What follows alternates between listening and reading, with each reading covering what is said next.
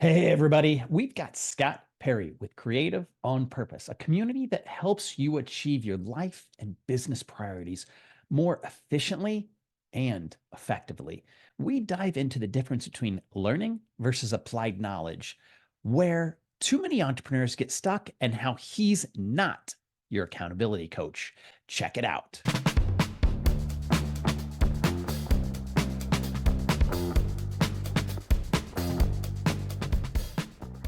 Welcome back to the show. I'm Brandon Straza, and I believe that life gives to the giver.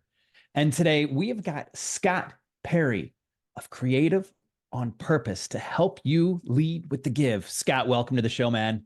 Great to be here with you, Brandon. Really appreciate the opportunity to share some time with you.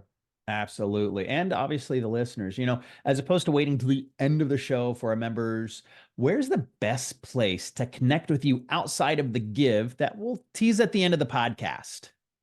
I would say creativeonpurpose.com is the place where you can learn more about me and what I do. And there's all sorts of links that will get you to my Substack publication, which is really the best place to get some free insight and inspiration about the things that we're going to be talking about here today. I appreciate you sharing that with everyone. So head on over to his site. And then also at the end of this episode, we'll be talking about a little bit of a tease on what your give is and how they can connect and work with you more. So, you know, let's just dive into it. Our ability to learn, or availability, I should say, of information has really changed over the last 2 to 3 years. In our younger years, it was textbooks and teachers, friends, and family. Beyond the Googles, the YouTubes, and the other search engines, how has your learning changed from your early years versus today? Oh, that is a really interesting question. One of the things that I think I definitely have spent a lot of time thinking about and trying to engineer for the people that follow me and read my books and my blog and tune into my broadcast and podcast is distinguishing that the difference between knowledge gathering and actual learning. We went to we went to school, which is just a knowledge distribution network. They just teachers drip out information, if you decide to go on to college, then they drip out some more information. But it's information that does not lead to action is kind of useless. And so Mm. I really think about knowledge as being, and this is something I picked up from being a part of the Guardian Academy, is knowledge is applied, or I'm sorry, learning is applied knowledge. So it means that you're changing your behavior by putting into real life the things that you know, the information that you have, and that if you do that, if you're testing your knowledge in the wild, by letting it collide with reality, you will learn things. You will learn things from your mistakes, from your failures, and from the occasional successes. And that will, over time, not just make you more intelligent, but it will also boost your wisdom, change your behavior, build your skill, and help you become the kind of person or that you seek to become in the world. So I think I really like to play around now, where before I was just a voracious learner by taking courses and working with teachers, uh, and, reading books and so forth. Where now I'm much more interested in kind of situations where you get to workshop knowledge. And so I do that in my own community and in the communities that I join, where I'm trying to get closer to the things I want in life by not just learning the information, but applying it in real life so that I can build the skill. Is there an example that you've seen with the communities that you just discussed, that you saw that you went from learning to knowing to living, like actually the implementation? So learning, knowing, living, that you saw that you kind of had it in a reverse order, and you're like, it was kind of that light bulb moment. And what was that experience like, and what did that mean to you? I'll give two examples. One is when I really started to think about things this way was when I was a head coach in Seth Godin's Akimbo workshop. So I was under contract with Seth for 5 years. And one of the things that I noticed was I think Seth is brilliant at packaging his knowledge into communities of learning that try to encourage people to apply that knowledge in whatever endeavor they're trying to excel in. And what I noticed as a head coach in those programs is that oftentimes people would complete a workshop like the marketing seminar or the freelancers workshop or the creatives workshop, which I was head coach for. And immediately after they finished the course, they would say, well, which course should I take next? And I would always say, well, have you actually taken what you learned in this course and started to apply it to your work?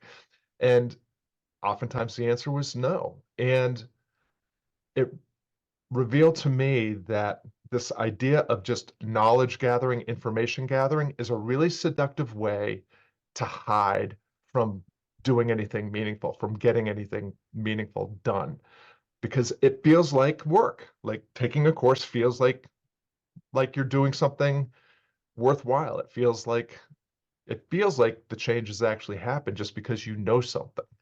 Mm. And then, moving into my second example with the Guardian Academy, this is where I really started to put some additional language around this idea of keeping open loops, not just trying to feed your confirmation bias. I know what I know because I know what I believe, but what I believe because I believe it. But instead, opening loops and being open to different perspectives, new information, and also this idea of testing it in the wild to see if it will stand up to colliding with reality. And that really helped solidify in my mind this approach of, in my work with clients, getting them to commit to doing the work, which means learning the thing, but also doing the thing. And holding themselves accountable instead of what we normally do, which is, oh, I'm gonna take a course, I'm gonna hire a coach, I'm gonna join a mastermind because I need accountability. I need someone to hold me accountable. And that's just when you really think about it, it's kind of inane and insane. Mm. I can hold my grandson. I can hold the door open for you, but I can't hold your accountability, because accountability is I take responsibility for the consequences of my decisions and my actions. And so this idea that you're hiring, I make fun of accountability coaches because people are paying you for something that you can't actually do. Because unless someone holds themselves accountable, there's no accountability, which, keeps a lot of gurus and mediocre coaches in business, because if they're holding you accountable and you're never holding yourself accountable, well, they have a job for life until you decide that you're going to actually take the responsibility of committing to holding yourself accountable. Yeah, I can't imagine just knowing that you're constantly babysitting in that domain. And I'm not saying for every accountability coach out there by any means, but like holding someone in baby, like, sooner or later, it's just like you want to see them flourish and grow. But where they're coming from, that's a whole other story, and how you see it. And I mean, that kind of is great into the next thing I want to talk to you about. As entrepreneurs, it's easy to lose our footing, lose our confidence, and second guess the decisions we're making along the way. How have you developed a winning mindset, and what are some of the techniques or practices you use to overcome self-doubt or limiting beliefs? Well, that's another great question. Well, so I'm going to reveal what a complete weirdo and nerd I am. I studied Latin in high school for 4 straight years, and every single one of those years, I won the Latin prize. And One of the smartest people I know and dearest friends happens to be a family member of mine, also did Latin for 4 years. And it's like, it's a dead language, but I get it. yeah, yeah, yeah. Well, it actually, the thing about studying Latin is it really helps you understand the English language and all Romance languages much better, definitely Yes. help boost my English SAT score. So, but the etymology of the word. So I want to talk a little bit about decision making because I think that's at the heart of what your question is really asking. Because if you are a difference maker, if you're a purpose-driven person trying to bring your unique vision into the world, or trying to, or using your experience and your knowledge and skill to help other people make the difference that they want to make it in the world, difference makers have to be decision makers. And what I think you're speaking to is oftentimes entrepreneurs in any kind of purpose-driven person get stuck around making the right decision, quote unquote, or the perfect decision, or the best decision. The thing that I learned from working with Seth Godin, but also uh, being able to hang out with some of his friends like Annie Duke, who talks quite a bit about and has written several books on decision making, is that decisions are not outcomes. The etymology of decision is de cidere or de cadere. And what that means is de is a prefix meaning off, and cadere means kill. And so a decision literally means you are killing off future possibilities. So when you decide something, not only are you making a decision about what you're going to do next, you're also killing an infinite number of possibilities of what you could have done. And so strategically, what you have to do is learn how to make decisions, make the best decision you can in a moment, and make sure that you're not making a decision that has an asymmetrical amount of risk to the adverse in it. In other words, we talk about microstepping in the Guardian Academy. It's a concept that I used to call uh, smallest viable step. So when you're making decisions, the way that I approach this and the way that I teach it to the clients I work with and the members of my community is, if you know what vision you're trying to bring into reality, if you know what your goal is, and you should, and you know where you're actually starting from, and you should, because the only way to close the gap between where you are and where you want to be in less time, with less risk and with less effort, is to set up that vector. Where am I starting? Where do I want to end up? And then you can navigate the challenges in between and make decisions about how you're going to get there.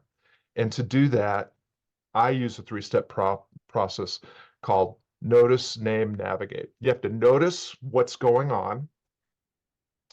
You have to name what's going on without any adverbs or adjectives, descriptive language, or value judgments. And then you have to define the choices that you have and choose and execute the one that will help you close the gap in less time, with less effort, and with less risk. And if you repeat that process over and over and over again, what you end up doing is wayfinding your way into the possibility that you imagine, without risking blowing yourself up through these incremental micro steps that compound over time. Because as you make decision after decision and execute on those decisions, you are collecting data and experience that allows you to clarify and refine your destination, your strategy for getting there, and the tactical steps that you're taking every single day to get there. So I am a person that believes that your bias should be toward action. It's always, I think, better to do something than to do nothing, if you have an end in mind. But obviously making just terrible decisions or bad decisions, or decisions that are made as like knee-jerk reactions based on emotion, which is how we're kind of programmed to make decisions. But if you notice what's going on and you name it without the adjectives and adverbs, you're stripping away all that narrative and you're deprogramming yourself against the confirmation bias and that sort of thing. And if you just plainly name the situation and what your choices are and can make a clear-eyed decision about what appears to be the best way forward, then you simply decide to do that. You do that, and now you're in the next position to rinse and repeat that process and get closer to what you want. Yeah. So I mean, it's not naming the puppy, along Right. the way. And then, to all of our listeners that are IHOP fans, International House of Pancakes out there, think of this. It's 2 a.m. and you want to get to IHOP and you plug in, I'm going to IHOP, but at no point does that Google map know where you are. So how are you going to get to where you want to go when you don't know where you're currently at? Not going to get the syrup. Maybe not the best analogy, but I like it anyways. Remaining nimble and being able to adapt quickly, I believe is a key to success. What are the tools that you use to work through change, uncertainty, or disruption as it's all happening in real time? Because so often we have this, like, we don't see it coming, and then it hits, and it's like, whoa, there's a little bit of uncertainty. But how do you work through that in real time? Mm, it's a great question. I just really want to quickly reflect on what you just said because I think it's brilliant. It's worth highlighting.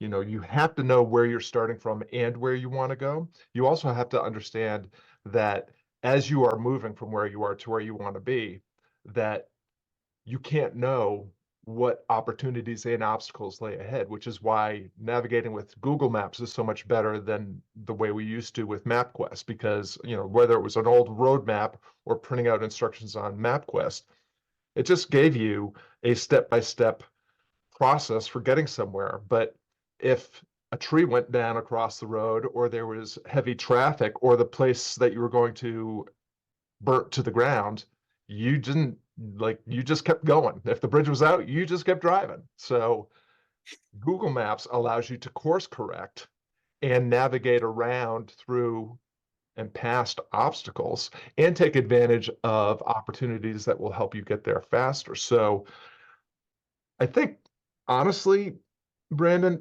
the people that I work with are often actually much more clear about where they want to go than where they actually are.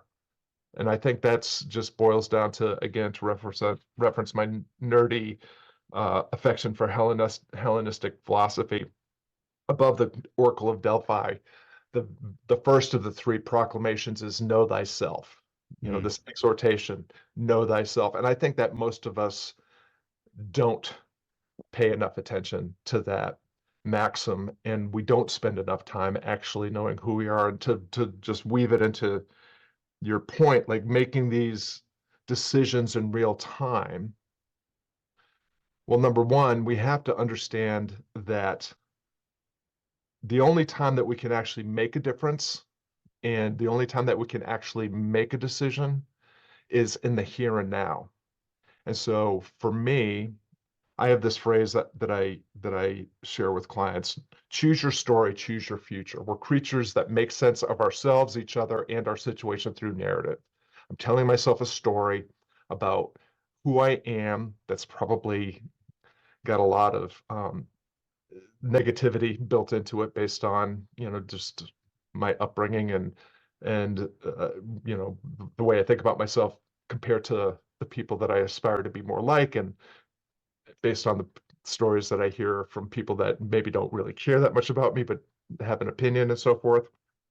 Anyway, the point is the stories that we tell ourselves are often not completely true. They're certainly not very objective. And so if I'm telling myself a story that's got a lot of regret and shame based on past mistakes, past failed decisions, and past experiences that have created some sort of harmful dialogue in my head, that's not going to be very helpful. And if I'm in the future, clinging to an expectation or an aspiration I have, uh, I'm I'm only causing myself unnecessary suffering, because the only time I can do anything, make any change happen, is in the here and now. And if I'm able to let go of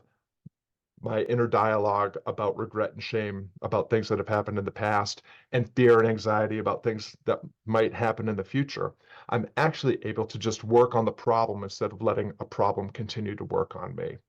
And so I think that the biggest force amplifiers in any entrepreneur's toolkit, or any person that aspires to get clearer and closer to what they want in life, is to pay attention to what is happening in the here and now, and to mindfully and objectively and strategically think about who they are, where they want to be, what appears to be in the way, and how to best navigate into the just again, just navigate your way into the next step. Because if you do that, you'll be a step closer, and you can then start to think about how you navigate your way into the next step and the next step. And micro steps compound over time. They help close the gap. That old adage, slow is smooth and smooth is fast. That's how meaningful things get done. And that's how you create more joy and fulfillment in the process. The process is the shortcut, as our mutual friend likes to say. Yeah, that reminds me of what you just went over there. There's a book I was gifted years ago from Steve Sims, from Ben Hardy, Personality Isn't Permanent.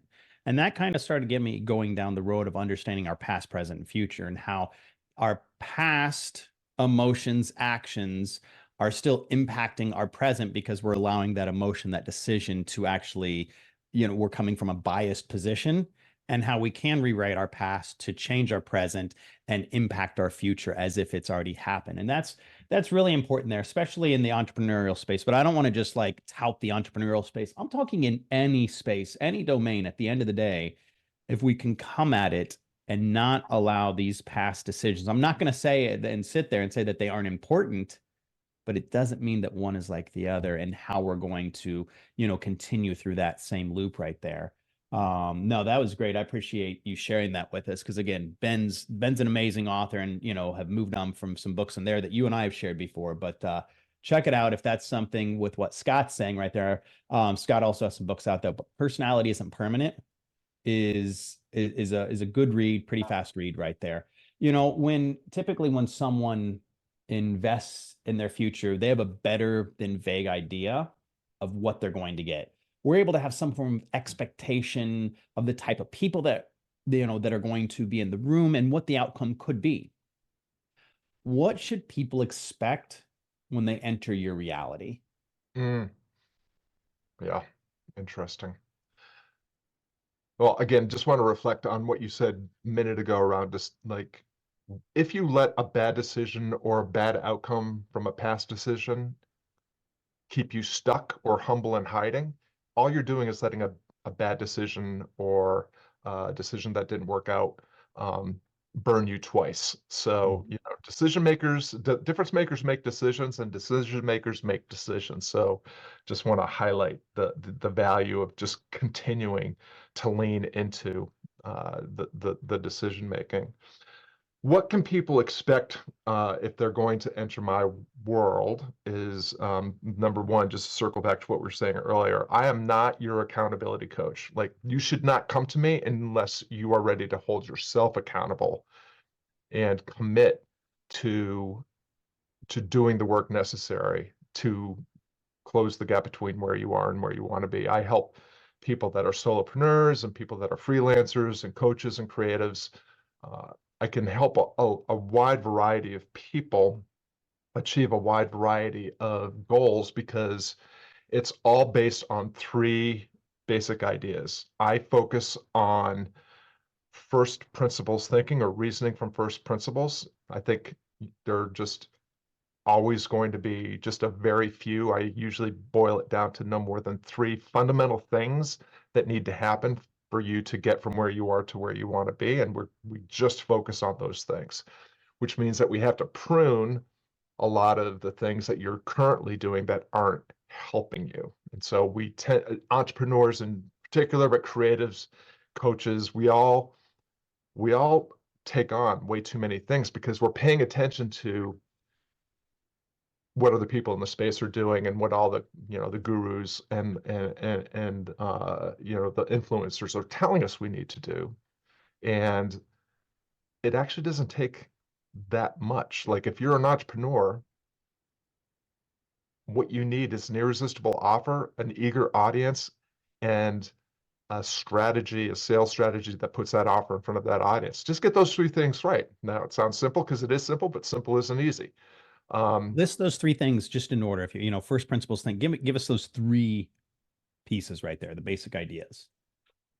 First principles thinking is just what are the necessary things to get the result that you want. And in the business world, whether you're a coach or an entrepreneur or a freelancer, is irresistible offer, eager audience, and a sales success strategy. And when I say irresistible offer, eager audience, and success strategy, I mean irresistible enough to get going, eager enough to test, and successful enough to sustain your ability to stay in business and keep going. Because what happens is now you're into the second piece, which is system reliability. This is the second fundamental principle that I work from. Every system is perfectly designed to get the result that it gets. If you have a crappy system, you will get crappy results. If you have an efficient and effective system built on the essential components necessary, you will expedite getting the results that you want to get. And so if we distill your process down to the three things that are necessary in order for you to achieve the result that you want to get, once we get those things dialed in enough to start to get you some traction, then we can raise the floor on the least efficient components so that we can start to build momentum and catalyze your progress towards what you want in business or life. And I say raise the floor because our instinct is to push on the ceiling. We think, okay, so I've got these three things. This third one is what I'm best at. I'll just keep pushing on that. And I get the idea of playing to your strengths. However, there's a law of diminishing returns. If you have an offer, just for the sake of argument, that's 50% reliable, and your sales strategy is, let's say for the sake of argument, 80% reliable, pushing from 80% to 90% requires a lot more time and effort. Going from 50 to 60% requires much less time and effort, and it actually delivers a bigger result to your overall efficiency because system reliability is based on the idea that it's not additive, it's multiplicative. And that's where people get tripped up. Coaches in particular are notorious for this. If I just had that one missing piece, if I just had that silver bullet, if I could just learn that secret formula, if I could just access that blueprint, that's the thing that will get me. And so they add another tactic to their system. So I had to have a logo, then I had to have a website, then I had to have an opt-in, then I had to have an email sequence. Now I'm going to do a webinar, and maybe I need to have an Instagram strategy and a YouTube channel. If you keep adding these things to your system, you created a full-time job doing a bunch of stuff that has nothing to do with what you really want to do with your life, which is change people's lives for the better. Because all that marketing and sales stuff, that's not what most coaches that I know, they don't want to spend their time doing that. They want to spend time with cool people making worthwhile change happen. So rather than continue to add things to your strategy, what you need to do is take away everything that's not necessary and then optimize whatever things are necessary that are not operating at an adequate level of efficiency, because if you boost those, you'll close the gap between where you are and where you want to be in a lot less time, with a lot less effort, with a lot less risk. And the third piece, so first principles thinking or reasoning from first principles, system reliability, system thinking. And then the third piece is this idea of micro-stepping. committing to a daily discipline of small steps that reduce risk, get you or keep you moving towards your goal, and learning to do those, earning the confidence and the skill and the experience that makes those things more effortless. If you commit to that daily discipline of small steps, stick to your strategy, your system, your process, and you maintain your focus on the first principles, success becomes almost inevitable. Yeah, and one person's definition of success doesn't mean it's the other person's definition of success. And when I was listening to you talk about system reliability, I'm definitely a big fan of understanding that. And sometimes it does get in our way. But I want to, just a kind of a clear-cut example is, let's say you walk into a room and you turn on a light and it only turns on 90% of the time. Well, after, and you add a component and now it only still turns on at 90% of the time. And then you add one more component. So we've added 3 components. Each one is only working at a 90% variable of like turning on that light switch. Would you be very happy? Probably not. But here's the thing. It's not running at 90%. It's running just at just below 73% on there. Take the 0.9 times 0.9 times 0.9 and you'll get really where it's working. And so the more complexity, the more, and it doesn't have to be complex. That's not what I'm hearing you're saying. It's not about, but adding another piece is the complexity. It doesn't mean that, showing up on YouTube or Facebook or somewhere else is complex. It's adding that piece and adding that piece. I just was in Georgia last week, and two parties, two companies were working in the same direction, but individually. We came together. We're like, what if we just put this together? We had no egos in play, and we're still doing the same thing, and we're figuring out the other pieces as it happens, as opposed to saying, well, first we need to get the attorneys involved and then we need to get, we're just like, let's keep moving forward. And this is the, it's back to the handshake days. And that was actually, action organizes. We took action and now we're organizing on what that next step. And that's not my saying, but a dear friend of mine, Dr. Jeff Spencer, talks about how action organizes. All right. So we've got a few questions as we're coming towards the end here, Scott. There's always new ideas brewing in times of prosperity. But I believe that creativity and ingenuity come out of times when we feel the squeeze. What are you working on right now that will take place over the next 12 months that excites you? Oh, wow.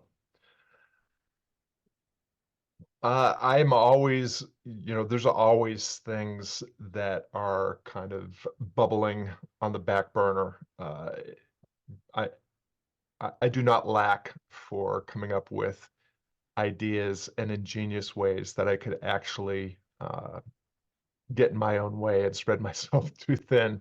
So for me, a lot of it is, the main thing is to keep the main thing kind of idea.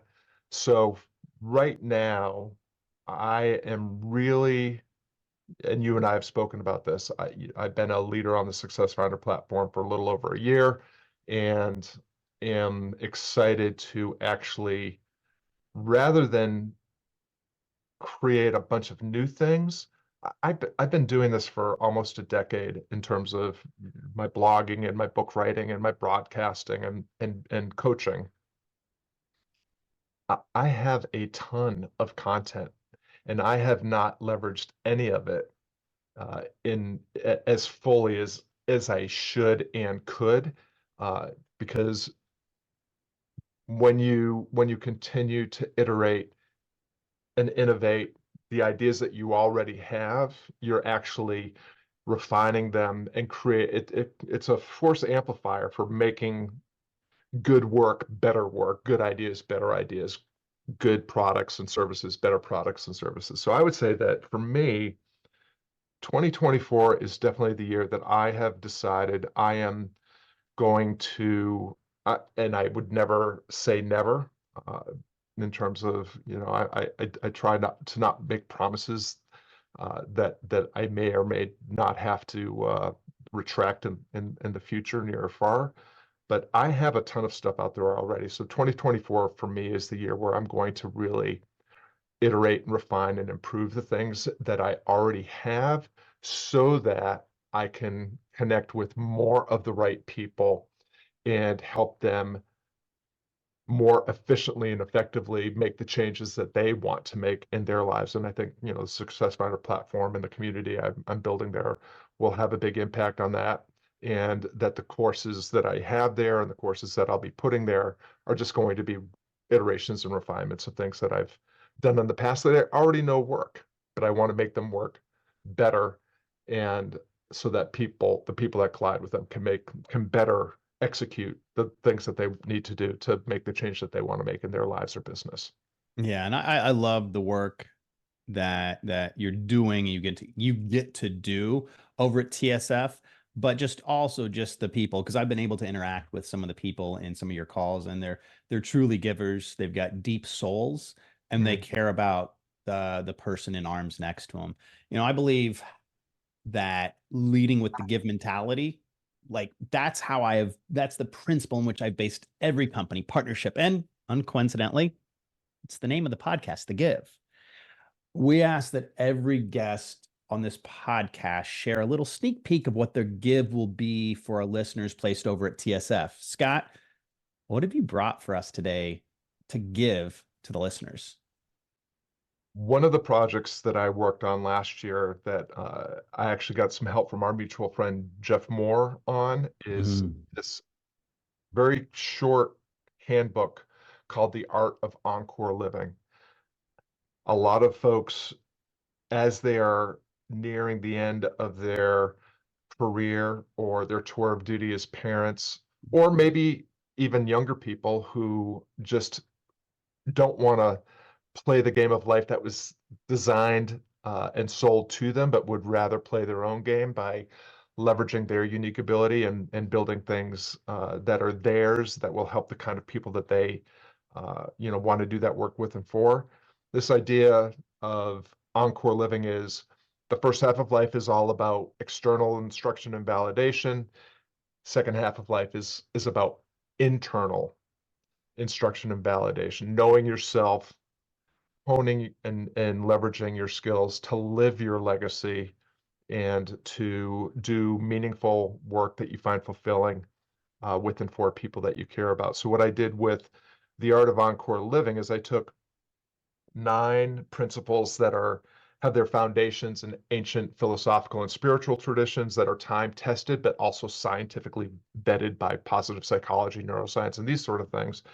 And in three I'm sorry, in 9 very short chapters have created kind of a 9 steps that you can take to get clear about who you really are, what you're really good at, and where you really belong so that you can do work that matters with and for people that you care about so that you can find fulfillment, forge meaning, and make an impact with whatever time you have left. And so there is a PDF copy of the book available as my give, has lots of additional resources baked into it, links to broadcasts, podcasts, YouTube videos, and that sort of thing. So if anybody is intrigued by any of the ideas that we've just been talking about, you will find lots of resonance with the Art of Encore Living handbook.